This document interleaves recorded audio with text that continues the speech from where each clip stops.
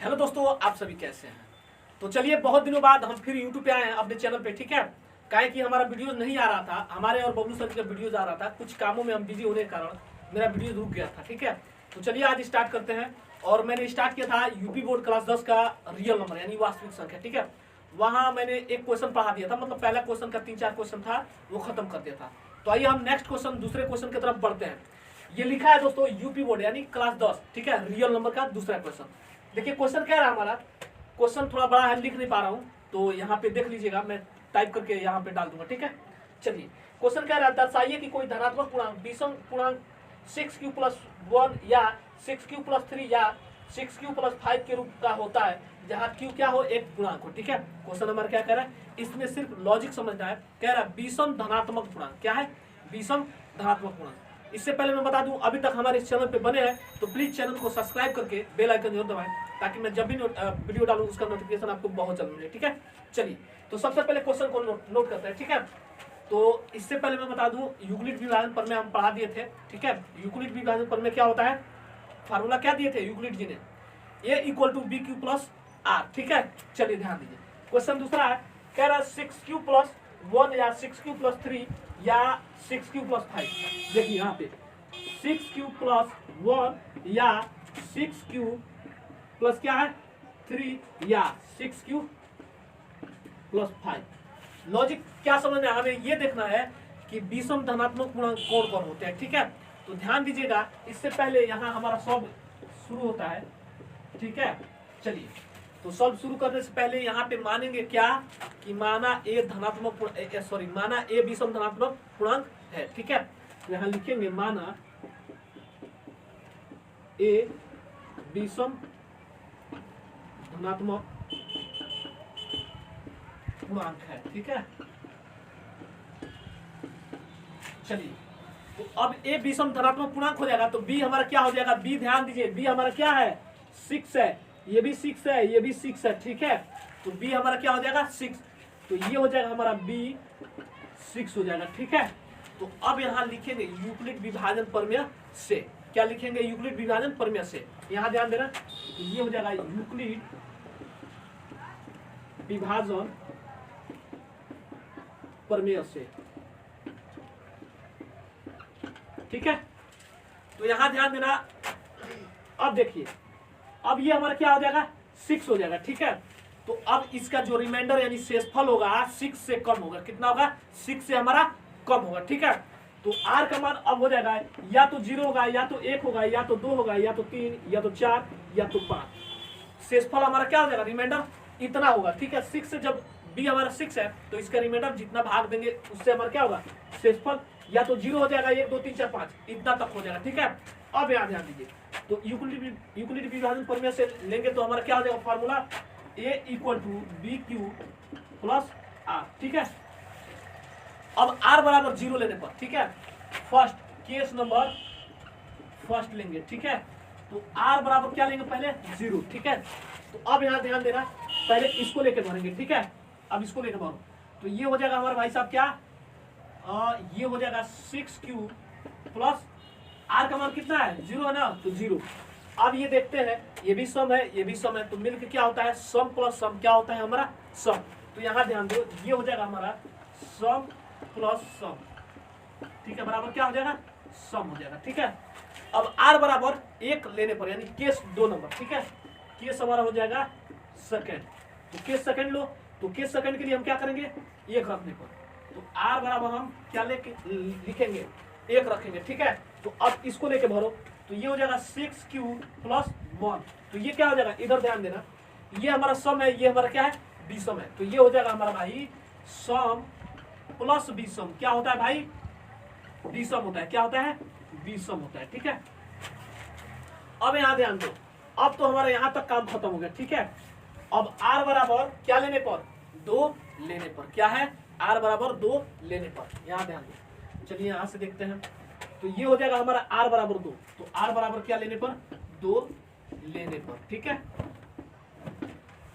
Question में कुछ रखा नहीं, सिर्फ लॉजिक समझना है हमें क्या कह रहा है, क्या कह रहा है, लॉजिक समझना है। तो यहाँ ध्यान दो, तो इसको हम फर्स्ट समीकरण नंबर क्या कर लेंगे, 1 ले लेंगे। ठीक है, यही पूछ रहा है विषम धनात्मक पूर्णांक क्या होगा। ठीक है, तो जहाँ क्यू हमारा क्या है, एक पूर्णांक है, ठीक है, यहाँ ध्यान दो। तो r बराबर 2 लेने पर तो ये हो जाएगा केस नंबर 3। क्या हो जाएगा, केस नंबर 3। तो केस नंबर 3 में क्या है, 6q प्लस 3 लेने पर, ठीक है, 2 लेने पर ना, तो यहाँ हो जाएगा हमारा 2। तो भाई देखिए यहाँ भी सम है, यहाँ भी सम है, तो सम और सम मिलता है तो क्या होता है हमारा भाई, सम होता है। क्या होता है, सम होता है। तो ये हो जाएगा हमारा सम प्लस सम इक्वल क्या हो जाएगा, सम हो जाएगा, ठीक है। अब r बराबर हमारा क्या लेने पर, 3 लेने पर क्या हो जाएगा, r बराबर केस नंबर 3, ठीक है, केस नंबर 4 है ना, केस नंबर 3। तो r बराबर हमारा क्या लेने पर, 3 लेने पर। तो जरा लेना, अब देखो r बराबर क्या था, 3 है ना, तो r बराबर 3 ले लिए, तो ये हो जाएगा हमारा क्वेश्चन नंबर 6q प्लस 3। तो इधर ध्यान देना, इधर हम देख रहे हैं सम, इधर देख रहे हैं विषम। तो भाई हम जानते हैं सम प्लस विषम क्या होता है, इक्वल टू विषम होता है। क्या होता है, विषम होता है। तो यहाँ ध्यान देना, तो ये हो जाएगा हमारा सम प्लस विषम इक्वल टू क्या हो जाएगा, विषम, ठीक है। आपको पता होगा, सिर्फ ये पूछ रहा है कि भाई हमारा क्वेश्चन में विषम धनात्मक पूर्णांक कितना होगा, ठीक है।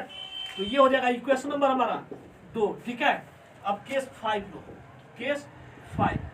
तो केस 5 में हमारा क्या हो जाएगा, ध्यान देना, कहाँ गया, 4। तो r बराबर हमारा 4 लेने पर, ठीक है। तो लो, तो क्वेश्चन क्या है, 6q प्लस 4। ये देखो सम प्लस सम इक्वल टू क्या हो जाएगा हमारा, सम हो जाएगा, ठीक है। सिर्फ हमें विषम पे ध्यान देना है और कुछ नहीं, ठीक है। तो इसको हम यहां देख लेते हैं। अब चलिए हमारा क्या हो जाएगा, केस नंबर 5 लेने पर, ठीक है। तो केस नंबर 5 क्या है, रिमाइंडर r इक्वल टू 5 लेने पर क्या हो जाएगा, यहां ध्यान देना, केस नंबर 6 लेने पर, ठीक है। तो r यानी रिमाइंडर हमारा कितना है, 5 है ना। क्या है कि हम जानते हैं जब हमारा b का मान दिया 6 तो इसका रिमाइंडर 6 से कम ही आएगा, चाहे 0 हो जाएगा, 1 2 3 4 5 तक, लेटेस्ट 5 तक आएगा, ठीक है। तो ध्यान दो, तो 6 लेने पर, अब यहां ध्यान दो, तो 6q प्लस क्या हो जाएगा हमारा 5 है ना। तो यहां ध्यान दो, तो ये हम देख रहे हैं सम, ये देख रहे हैं हम विषम। तो ये हो जाएगा हमारा सम प्लस विषम इक्वल टू क्या होता है, विषम होता है ना भाई, विषम। तो इक्वेशन नंबर कितना है, 3 लेने पर। अब यहां से देखो, यहां से स्पष्ट होता है कि भाई हम जानते हैं हमारा क्वेश्चन क्या करे, एक बार थोड़ा ध्यान देना, कह रहा है विषम धनात्मक पूर्णांक यानी 6q plus 1 6q plus 3 6q plus 5 है। तो अब यहां से स्पष्ट होता है, लिखना है, स्पष्ट है कि क्या लिखना है, स्पष्ट है कि इक्वेशन नंबर 1 2 एंड 3, ठीक है। इक्वेशन नंबर 1 2 3 से स्पष्ट है कि हमारा ये ध्यान देना, अब कहा गया केस नंबर 5, तो r है ना हमारा, तो यहां से लेना है, स्पष्ट है कि हमारा क्या हो जाएगा, कि हमारा विषम धनात्मक पूर्णांक है, क्या क्या हो जाएगा, तो भाई 6q plus 1 6q plus 3 6q plus 5 का रूप होता है, ठीक है, रूप होता है, ठीक है। तो ये रहा हमारा कुछ आंसर। तो चलिए भाई नेक्स्ट क्वेश्चन यानी क्वेश्चन नंबर 4 की तरफ चलते हैं। तो चलिए हम वीडियो को पॉज करते हैं, नेक्स्ट क्वेश्चन की तरफ बढ़ते हैं। क्वेश्चन नंबर हमारा 3 क्या कह रहा है, जरा ध्यान देना, इसमें क्या है, सिर्फ लॉजिक को समझना है और कुछ नहीं। लॉजिक समझ में आ गया तो भाई क्वेश्चन पक्का है समझ में आ जाएगा, ठीक है। ध्यान देना, क्वेश्चन क्या कह रहा है, क्वेश्चन नंबर 3, किसी परेड में 6 से 16 सदस्यों वाली एक सेना आर्मी की टुकड़ी को 32 सदस्यों वाले एक आर्मी बैंड के पीछे मार्च करना चाहता है, ठीक है। दोनों समूहों के सामने संख्या वाले स्तंभों के मार्च करना है।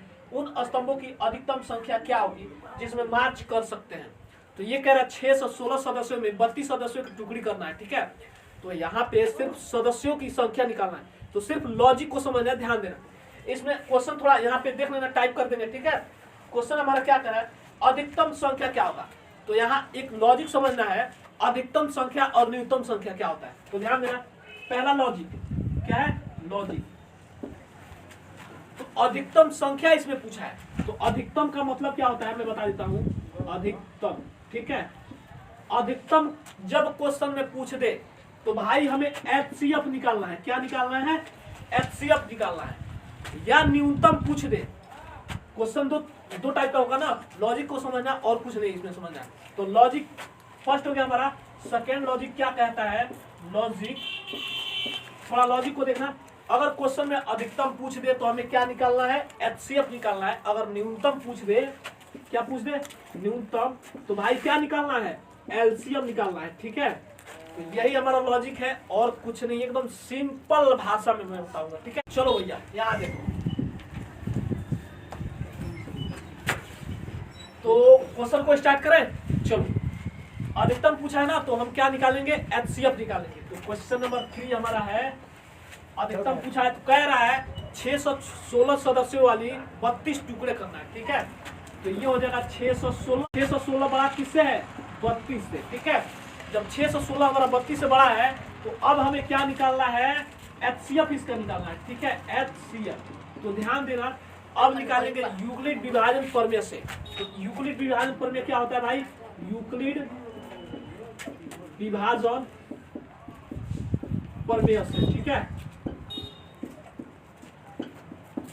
तो यूक्लिड विभाजन प्रमेय ने क्या कहा था भाई, आप कोई भी दो नंबर लो, क्या लो, कोई भी दो नंबर लो, जरूरी नहीं है क्या दोनों नंबर सेम नंबर हो। ठीक है, या तो एक 5 हो सकता है या तो एक 8 हो सकता है, कोई भी दो नंबर लेना है जिससे कि क्या ए और बी का मान हमारा आराम से निकल जाए। ठीक है, तो यहाँ ध्यान दो, A equal to, Euclid ji ने क्या कहा था, A equal to B Q plus R हो जाएगा। तो अब ए का मान यहाँ से सिंपल निकालो, 616 इक्वल टू बी का मान ये है ना, तो ये हो जाएगा 32। अब इसका भाग दो, इसमें एचसीएफ निकालना है ना, तो ये हो जाएगा 32, ये हो जाएगा 616, इसमें भाग देना, 32 दूना 64, तो 32 एक 32 एक बार में जाएगा ना, इसमें 11 9 2 11, इसमें 5, ये हो जाएगा 2। ठीक है, 6 उतारना 296। अब इसमें भाग दो, किससे जाएगा, 9 दूना 18, 9 बार में चला जाएगा। ठीक है, 9 दूना 18 का 8 हासिल गया 1, 9 3 27 1 28। ठीक है, तो ये हो जाएगा हमारा 8, ये खत्म हो जाएगा, यानी रिमाइंडर हमारा कितना बचा भाई, 8 बचा ना, रिमाइंडर हमारा कितना बचा, 8 बचा। तो यहाँ ध्यान देना, जब 8 बचा तो अब इसको क्या करेंगे, ध्यान देना, तो क्यू का मान अब हमारा क्या हो जाएगा, क्यू का मान 19 हो जाएगा। तो ये हो जाएगा हमारा क्यू का मान 19 प्लस आर का मान, यानी रिमाइंडर हमारा कितना बचा भाई, 8 बचा है। ठीक है, तो अब ये तो हमारा होगा चरण नंबर 1। ठीक है, चरण फर्स्ट। अब चरण सेकंड लेना है ना, तो चरण सेकंड के लिए मैंने नियम बताया था कि दो नंबर लो, जरूरी नहीं है कि हमारा क्या हो, दोनों नंबर सेम नंबर हो। यूक्लिड जी ने कहा था आप कोई भी दो नंबर लो, यानी एक बड़ा नंबर लो एक छोटा, जिससे हमें क्या पता चले, वहां से ए और बी का मान पता चल जाए, जिससे हम उससे क्या निकाल सकते हैं, रिमाइंडर निकाल सकते हैं। ठीक है, तो यहाँ ध्यान देना, चरण नंबर सेकंड लो। अब इसको उठाओ और इसको उठाओ, तो ये हो जाएगा 32 इक्वल टू 8। इसको जब भाग देंगे तो सिंप्लीफाई करो, तो 8 अब 32 है ना, तो 8 चुका 32। ठीक है, ये खत्म हो गया ना, यानी रिमाइंडर हमारा क्या बचा, 0 बच गया, रिमाइंडर हमारा 0 बचा। तो यहाँ ध्यान देना, अब Q का मान हो जाएगा हमारा क्या, Q का मान 4 और R का मान प्लस R का मान 0, यानी जहां 0 आ गया उसके ठीक ऊपर वाला संख्या देखना। अब इसका क्या होगा, एचसीएफ 8 होगा, तो 8 होगा ना, तो जब ये हमारा रिमाइंडर 0 बचा तो यहाँ से आराम से एचसीएफ निकाल सकते हैं। कैसे, तो अब ये हो जाएगा एचसीएफ हमारा क्या हो जाएगा, 616 अब 32 का एचसीएफ हमारा क्या हो जाएगा भाई, सिंप्लीफाई करो 8 हो जाएगा, यही हमारा आंसर है। ठीक है, तो चलिए हम नेक्स्ट